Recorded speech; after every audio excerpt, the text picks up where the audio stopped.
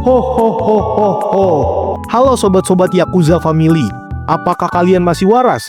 Atau sudah depresi karena mental health? Ya, namanya juga kehidupan sob. Di video sebelumnya, kita telah membahas chapter 6 kitab Cross. Buat kalian yang belum nonton, langsung cus aja, link ada di deskripsi. Nah, sekarang di sesi kita kali ini, gue akan mereview komik Cross chapter 7 yang berjudul Boya Harunichi versus Rindama. Nah, sebelum mulai, gue mau minta kalian untuk tonjok tombol subscribe-nya dan support akun ini agar semakin berkembang. Nah, tanpa berbasa-basi, mari kita mulai. Nao, mau? Please? Dozo. Cerita dimulai dengan diskusi kedua NPC di sebuah kota, dan di sini tidak diketahui siapa nama NPC tersebut. Dan diskusi mereka seperti ini. NPC 1 berkata, itu baru namanya, bisa membaca arus situasi. Gue harap lu bisa belajar sesuatu dari situ. NPC 2 menjawab, iya, tapi bukankah itu cuman kebetulan? Lu benar-benar beruntung. NPC 1 yang gak terima ditertawakan langsung menendangi temannya. NPC 1 yang kesal marah dan berkata, lu bodoh, bukankah selalu gue bilang kalau beruntung itu juga suatu kelebihan kan? Dengan wajah panik, NPC 2 langsung minta maaf. Dengan wajah kesal, NPC 1 mengatai temannya bodoh. Sedangkan dalam hati NPC 2, dirinya berkata seperti ini, kan dia sendiri yang selalu bilang, ini bukan hari keberuntunganku kalau lagi kalah. Dan biar gue jelasin dikit, berdasarkan percakapan kedua NPC ini, sepertinya mereka habis bermain pachinko, yang alias mereka habis berjudi. Nah, kembali ke topik. Terlihat NPC 1 habis menabrak seseorang. NPC 2 yang melihat temannya ditabrak langsung mengomeli orang yang menabraknya itu dengan berkata, "Hei sialan, kalau jalan itu lihat-lihat." Tapi di sisi lain, terlihat wajah NPC 1 yang auto panik. Dan ternyata orang yang ditabrak oleh NPC 1 adalah si Rindaman. Dan Rindaman yang kesal langsung melototi mereka berdua. NPC 1 yang menyadari jika itu adalah Rindaman, dirinya langsung menutupi bacotan NPC 2 dengan cara memukulnya. Lalu NPC 1 menyuruh NPC 2 agar diam. Lalu NPC 1 yang panik langsung berpose ala-ala minta maaf dan dirinya berkata jika tidak apa-apa. NPC 2 yang gak paham sama tindakan temannya, dirinya berkata, "Apa maksud lu bro? Lu gak bisa membiarkan itu terjadi kan? Dan apa yang salah dari tindakan gue?" Lalu NPC 1 mengomeli temannya dengan berkata, "Lu bego ya? Bagaimana bisa lu yang selama ini tinggal di kota ini tanpa mengetahui dia itu siapa? Orang itu, dia Rindaman dari Suzuran." Lalu NPC 2 menjawab, Suzuran? Bukankah lu juga lulusan sekolah itu? Itu berarti dia di kelas lu kan? Di saat para NPC berdebat, Rindaman sudah pergi meninggalkan mereka sedari tadi. Lalu NPC 1 bercerita untuk menjelaskan kengerian dari si Rindaman. Iya, dia dipindahkan ke Suzuran saat gue masih jadi senior di sana. Tapi tidak ada seorang pun yang bisa menyentuh orang itu. Nah, dari info ini, kita bisa mengetahui jika si NPC 1 merupakan alumni Suzuran. Dan sepertinya Doi merupakan senior dari Tamao Serizawa. Dan dari info ini, diketahui jika Rindaman merupakan anak pindahan. Tapi belum bisa dipastikan kapan dia pindah ke Suzuran. Entah itu saat kelas 1 semester 1 atau saat kelas 1 semester kedua. Nah, sekarang kembali ke topik. NPC 1 berkata, jika Rindaman itu pernah membunuh seseorang saat dia masih SMP. Mendengarkan pernyataan NPC 1, NPC 2 langsung panik keringet dingin. Lalu NPC 1 ngedumel seperti ini. Hadah, sepertinya hari ini bukanlah hari keberuntungan gue karena bertemu Rindaman pagi-pagi. Sambil mengusap dagunya, NPC 2 menjawab, sepertinya itu juga bagian dari kelebihan lu tuh. NPC 1 yang kesal langsung menjambak rambut dan dagu temannya dan berkata jika apa dirinya itu bego. NPC 2 yang panik langsung menjawab, tidak. Sekarang cerita berpindah di SMA Suzuran di waktu siang hari. Terdengar kegaduhan dari para anak Suzuran yang sedang bergosip. Dan kira-kira isi dialog mereka seperti ini. Gue nggak nyangka deh, bisa-bisanya Bando dan kawanannya dibuat babak belur hanya oleh satu orang. Dan juga katanya dia mencengkram Bando dengan kakinya saat Bando tidak sadar dan menyeretnya berkeliling. Katanya ia juga hanya menertawakan 2 sayatan yang diberikan Bando di dadanya. Ku dengar dia menangkap ayunan pisau Bando hanya dengan tangan kosong. Lalu beberapa orang berkata jika itu bohong. Sepertinya sebagian orang tidak percaya jika Boya berhasil menangkap pisau Bando dengan tangan kosong. Tapi kocaknya, sebagian berita itu adalah hoaks. Ya, sepertinya beberapa anak Suzuran 11-12 sama anak STM Indo yang gampang kemakan hoaks 1 versus 150 orang. Sekarang panel berpindah di sebuah lorong sekolah. Terlihat beberapa anak Suzuran yang juga sedang menggosip dan seperti ini percakapan mereka. Selain itu, gue denger Hiromi dan yang lainnya sudah bersumpah setia pada Boya. Mereka menawarkan dia kue dango seperti dalam cerita Momotaro. Gue denger mereka menemukan sumber kekuatan baru. Lalu panel berpindah lagi. Sekarang berada di sebuah toilet dengan para anak Suzuran yang bergosip.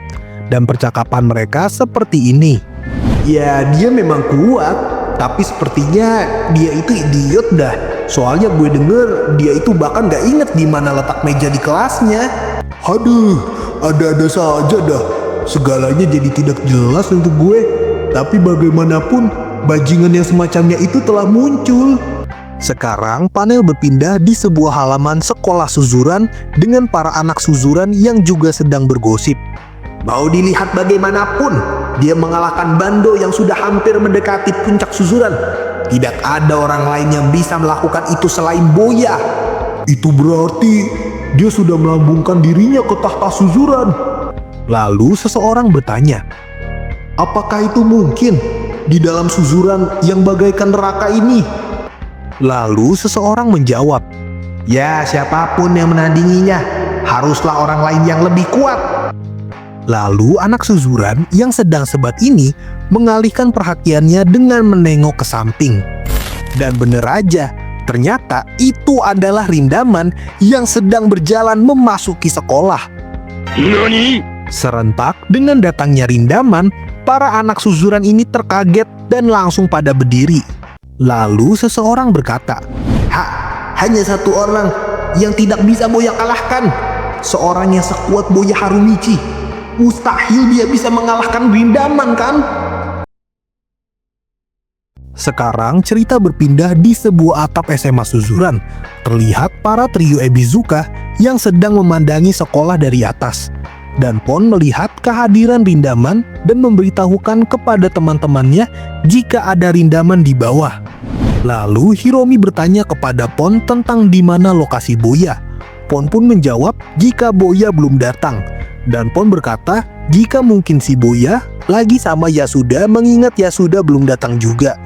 Dari atap, para trio Ebizuka mengamati Rindaman dari kejauhan. Sekarang cerita kembali berpindah. Di sebuah toilet umum terlihat Boya dan Yasuda yang sedang berbincang. Boya berkata, Ringgoman? Yasuda lalu menjawab, bukan Ringgoman, tapi Rindaman tahu. Lu sudah ingat kan? Jangan pernah lupakan itu. Pokoknya lu gak boleh sombong hanya karena lu sudah menghancurkan fraksi Bando. Sisanya memang tak usah lu pikirin. Pokoknya jangan pernah lu coba melawan Rindaman. Lalu Boya berkata, kalau begitu beritahu dia ini. Beritahu dia jika dia gak akan mungkin bisa menyentuh Boya Harumichi. Lalu ia sudah menakut-nakuti Boya dengan menjawab seperti ini. Ini lebih rumit dari yang lu kira. Orang itu pernah membunuh seseorang. Dan ada juga rumor kalau dia juga membunuh ayah dan kakak laki-lakinya. Dari pintu toilet, ia sudah berkata, ngomong-ngomong, mau sampai kapan lu berada di dalam situ? Kita udah terlambat, cuk.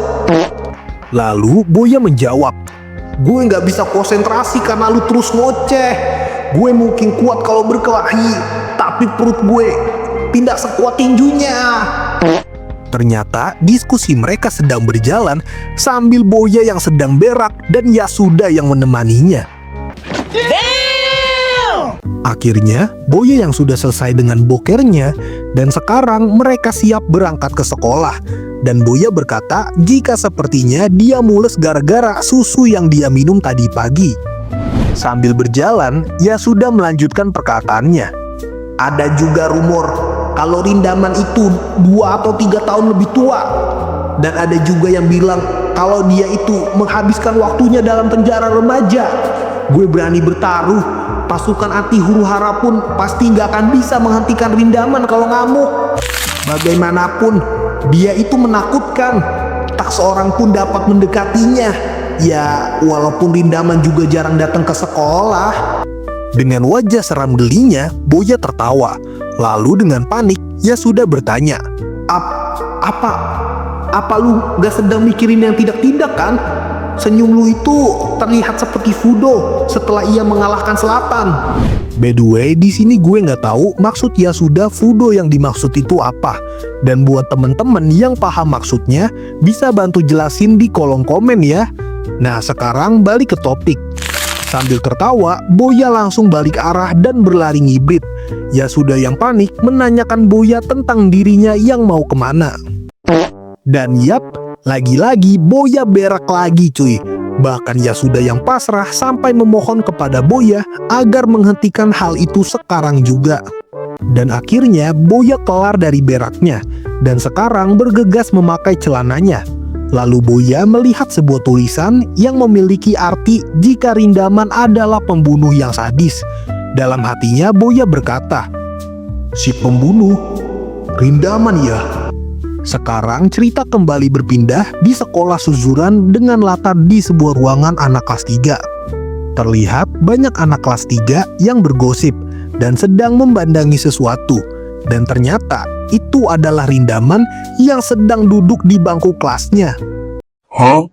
Buat kalian yang mungkin dulunya nonton Crow Zero, pasti pernah berpikir kapan sih para anak Suzuran itu pada belajar.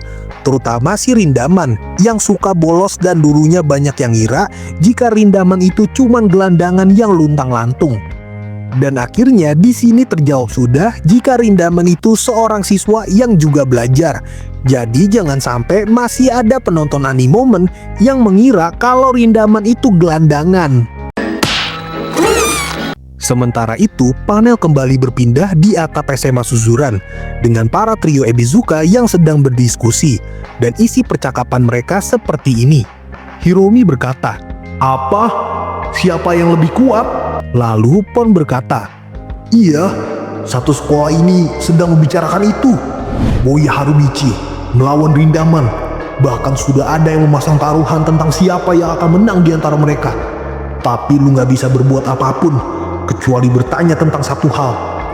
Ya, tidak ada yang tahu, tapi kita pernah melawan Rindaman sewaktu kita kelas 1 dan dia mengalahkan kita. Itu berarti kita tahu seberapa kuat mereka berdua. Kita bahkan tidak mampu bertahan hingga 5 menit melawan Rindaman." Di sini kita bisa melihat betapa bonyoknya wajah para trio Ebizuka setelah kalah melawan Rindaman. Bahkan kita mendapatkan info jika para trio Ebizuka hanya mampu bertahan 5 menit melawan Rindaman. Padahal jelas-jelas mereka bertiga sudah mengeroyok Rindaman. Dan buat kalian yang menyepelekan kekuatan trio Ebizuka, biar gue ingetin sekali lagi. Trio Ebizuka itu kuat, bahkan Hiromi adalah pemenang Freshman War kelas 1. Ditambah lagi trio Ebizuka ada Mako, yang merupakan orang terkuat di kubu kecil ini. Bahkan hanya dengan 3 orang di fraksi trio Ebizuka, mereka mampu menahan fraksi Bando yang berjumlah 120 anggota. Jadi dari sini kalian harusnya memahami segila apa si Rindaman ini yang mampu mengalahkan trio Ebizuka cuma dalam 5 menit. Oke. Lalu seseorang mencoba membuka pintu. Pon pun langsung menengok ke arah pintu itu dibuka. Dan ternyata itu adalah Rindaman. Bahkan kita bisa melihat jika tubuh tinggi besar dari Rindaman melebihi tinggi dari pintu yang ia buka. Melihat Rindaman yang menghampiri mereka, para trio Ebizuka yang panik langsung memasang posisi kuda-kudanya. Namun sepertinya Rindaman datang bukan untuk membantai para trio Ebizuka yang sedang menggosipin dirinya. Tapi Rindaman datang untuk bertanya kepada mereka tentang di mana si Pirang, dan Rindaman bertanya tentang apakah dia tidak masuk hari ini. Terlihat wajah kaget dari para trio Ebizuka, dan Pon menanyakan tentang apa yang dimaksud Rindaman itu Boya.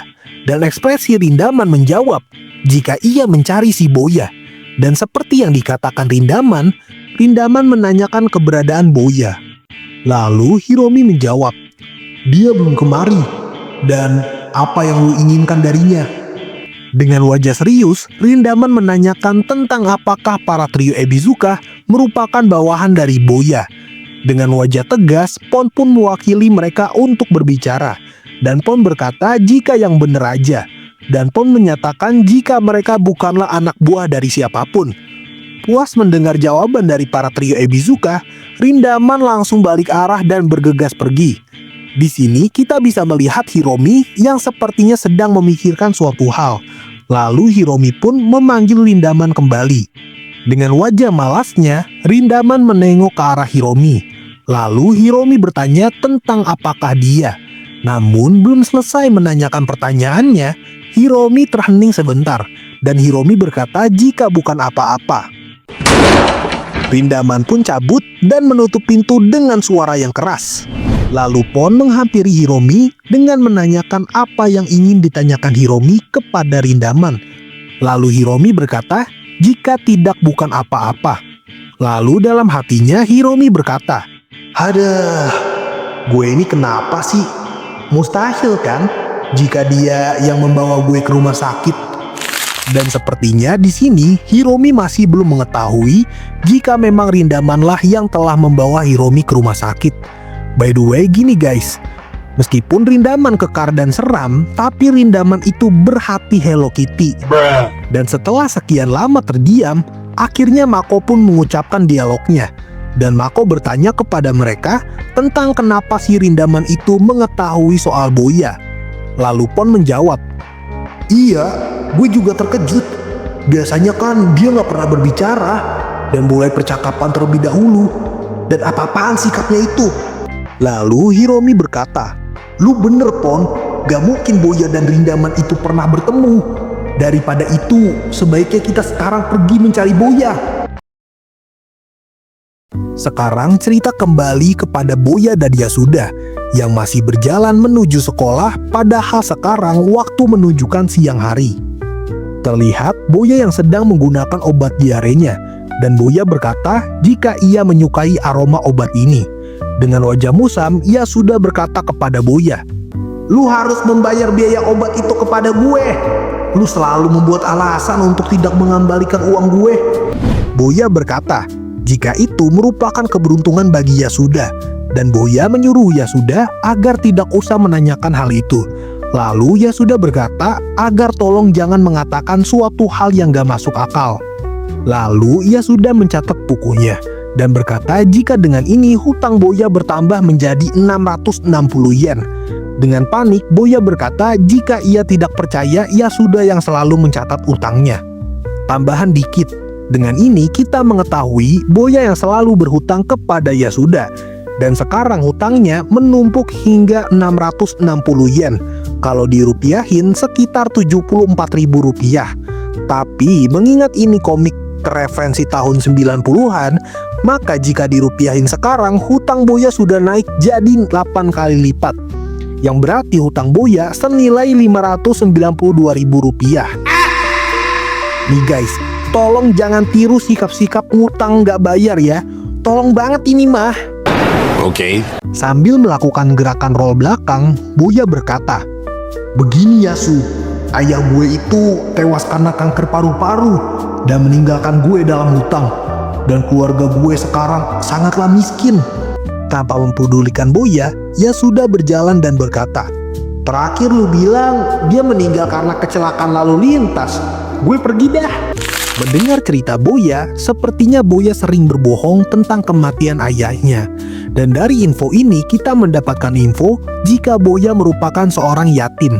Dan sepertinya dulu Boya nggak akrab sama ayahnya, mengingat Boya yang berani berbohong tentang kematian ayahnya. Sekarang cerita kembali berpindah di SMA Suzuran dengan para anak Suzuran yang sepertinya masih menggosip. Dari jauh seorang NPC mengamati kepergian Rindaman. Lalu NPC 1 berkata, "Mungkin dia bosan karena nggak ada yang bisa diajak bicara kali ya?" Lalu NPC 2 menjawab, "Gue juga nggak pernah lihat dia berbicara sama sekali maupun tersenyum sekalipun." Dari jauh terlihat Rindaman yang pergi dan lagi-lagi bolos dari sekolahnya. Sepertinya Rindaman masuk sekolah kali ini demi mencari Boya seorang. Sekarang cerita kembali ke Yasuda dan Boya yang masih nggak nyampe-nyampe ke sekolahnya.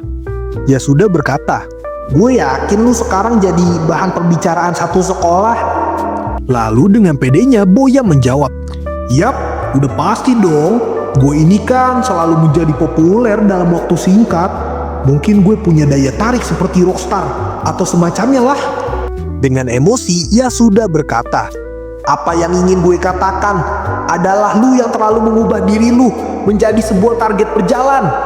Lalu Boya merespon perkataan Yasuda, "Gue rasa itulah yang terjadi sama orang-orang kuat. Lagi pula gue ini memang sangatlah kuat." Mendengar pernyataan Boya, Yasuda langsung merenung dan Yasuda berkata dalam hatinya, Tunggu sebentar. Memang benar dia itu kuat. Dan karena itu, orang-orang kuat lainnya pasti akan muncul di hadapannya.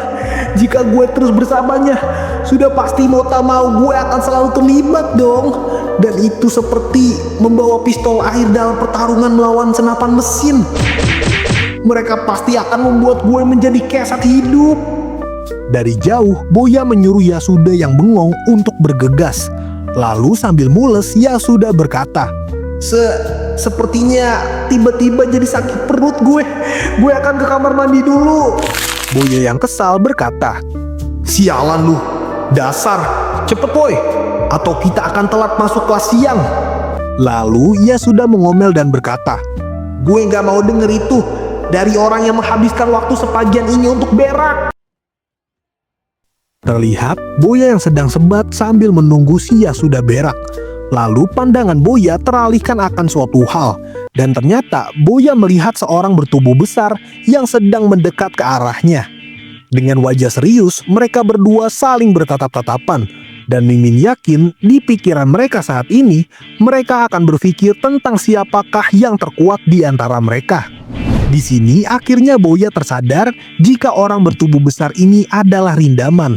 Lalu Boya bertanya kepadanya tentang apakah ia Rindaman. Terlihat wajah Rindaman yang kaget dan sekarang Rindaman makin serius melototi Boya.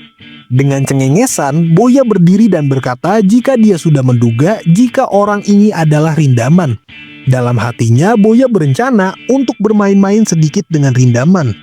Lalu Boya menghampiri Rindaman dan berkata, "Gue yakin akan itu. Begitu ya, jadi lu ini memang Rindaman. Gue tahu sedikit tentang lu. Lu itu kuat kan?" Dalam hatinya, Boya merasa jika ia pernah bertemu dengan Rindaman, namun dia lupa entah bertemu di mana. Lalu Boya membelakangi Rindaman dan berkata, "Tapi itu hanyalah rumor, dan pada akhirnya rumor itu tak akan membuktikan apapun. Dan apakah lu bener-bener kuat?" Dengan cengengesan, Boya mengatakan pertanyaan tabu di depan wajah Rindaman langsung. "Hei, benarkah lu pernah membunuh seseorang? Bukankah lu hanya menakut-nakuti musuh lu dengan rumor yang berlebihan?" Rindaman langsung menghajar Boya dengan sikutnya. Dan bisa kita lihat pukulan itu mengenai tepat dahi Boya yang masih terluka. Terlihat Boya yang kesakitan memegangi dahinya yang masih terluka. Lalu Boya yang marah berkata, "Apa sih bau lu? Lu membuat luka di kening gue jadi terbuka tahu." Dan tanpa disadari, sekarang Rindaman berada di depan Boya. Dari sini kita bisa melihat seberapa besar tubuh Rindaman. Bahkan Boya yang termasuk memiliki kategori tubuh tinggi, Boya cuma setinggi dagunya Rindaman aja cuy. Dan sepertinya Boya terlambat menyadari sesuatu tentang Rindaman yang tidak boleh diremehkan. Dari jauh, Yasuda tidak percaya melihat Boya yang sedang berpapasan dengan Rindaman. Dengan tiba-tiba, Rindaman melayangkan pukulan seriusnya ke arah Boya. Dan Boya yang masih belum siap menerima pukulan super keras tepat di rahangnya. Hasil pukulan itu membuat Boya terpental di udara dan membuat Boya terpantul salto di tanah. Sorry, gue potong dikit. Di sini ada perbedaan unik dengan yang ada di animenya. Jika di komik, Rindaman langsung memukul Boya tanpa basa-basi. Tapi di anime, alasan Rindaman memukul Boya karena Boya udah keterlaluan dengan megangin biji burungnya Rindaman, jir. Lalu, Yasuda terlihat sangat syok dengan kejadian yang ia lihat di depannya. Lalu Boya mencoba berdiri kembali dengan sekuat tenaga. Meskipun terlihat jika ia masih sempoyongan, dengan wajah serius Boya menatap ke arah Rindaman dan kita bisa melihat kondisi wajah kiri Boya yang sepertinya mengalami lebam sehabis mendapatkan pukulan keras. Dengan ekspresi kecewa, Rindaman menatap Boya dan sepertinya di sini Rindaman punya ekspektasi tinggi kepada Boya. Namun, Boya yang sudah tidak kuat menahan kesadarannya akhirnya terjatuh dan sebelum terjatuh, Boya mengatai Rindaman sialan. Tanpa mengatakan sepatah kata apapun, Rindaman langsung bergegas pergi. Di sisi lain, Yasuda yang melihat Rindaman lewat langsung refleks mengangkat tangan, seolah Yasuda tawanan yang menyerah. Tambahan dikit, sebenarnya pertarungan Rindaman dan Boya yang pertama ini masih menjadi perdebatan di antara para fans tentang apakah ini pertarungan atau hanya serangan sepihak saja dari Rindaman. Soalnya kita bisa melihat Boya yang gak siap sama sekali. Dan di sini Boya sepertinya tidak akan menyangka jika dirinya akan dipukul. Dan perlu kalian ingat, jika di kondisi yang gak siap ini, Boya kalah setelah menerima 2 pukulan dan bukan 1 pukulan. Namun sayang, banyak yang mengira jika Boya lemah gara-gara kejadian ini. Padahal di sini Boya bener-bener gak expect jika dirinya bakalan dipukul. Dan banyak fans yang jadi mendewa-dewakan Genji karena Genji mampu menahan pukulan-pukulan dari Rindaman. Padahal waktu Genji melawan Rindaman, kondisinya memang sudah siap bertarung. Dan gue ngomong kayak gini bukan karena gue haters dari Takia Genji. Dan gue ngomong gini juga karena gue bukan penyefong dari Boya Harunichi. Tapi gue ngomong kayak gini karena gue tipikal orang yang objektif. Dan gue ngomong gini karena banyak penyokong Genji yang pakai argumen pertarungan Boya ini. Jadi di sini gue hanya memberikan sudut pandang gue aja. Terlepas dari itu, gue juga suka Genji loh. Dan buat kalian yang baru mengikuti manga Cross, akan gue spoiler dikit aja. Jadi kedepannya bakal ada 2 pertarungan lagi antara Boya dan Rindaman. Nah, sekarang kembali ke topik. Setelah Rindaman pergi, Yasuda langsung bergegas lari ke arah Boya. Dan Yasuda yang khawatir menyuruh Boya agar bangun dan tersadar. Dan chapter 7 Komik Cross pun tamat. By the way, thank you banget buat kalian semua yang udah support channel ini agar semakin berkembang. Terutama buat kalian yang udah follow juga. Dan juga makasih banget nih untuk para donatur yang telah join menjadi anggota Yakuza. Karena kalian telah memberikan sedikit rizkinya kepada kami dengan berlangganan channel Anime Moment. Intinya thank you banget ya. Spoiler chapter 8. Di chapter 8 nanti, Boya akan berkeliling kota mencari keberadaan Rindaman demi melakukan tanding ulang tentunya. Oh iya, maafin admin jika video ini telat di-upload guys. Oh iya, jika video chapter 7 kali ini di like 500 orang, maka chapter 8 minggu depan akan gue upload. Jadi mohon banget bantu gue dengan like dan subrek, biar admin makin semangat uploadnya. Dan juga like itu gratis, ya masa nggak boleh? Nice. Ya, jadi begitulah guys penjelasan materi gue kali ini. Buat kalian yang mau support gue, kalian bisa gabung ke anggotaan Yakuza biar kayak Om Timothy. Dan jangan lupa subscribe dan sebar video ini ke grup keluarga kalian, biar gue gak busung lapar.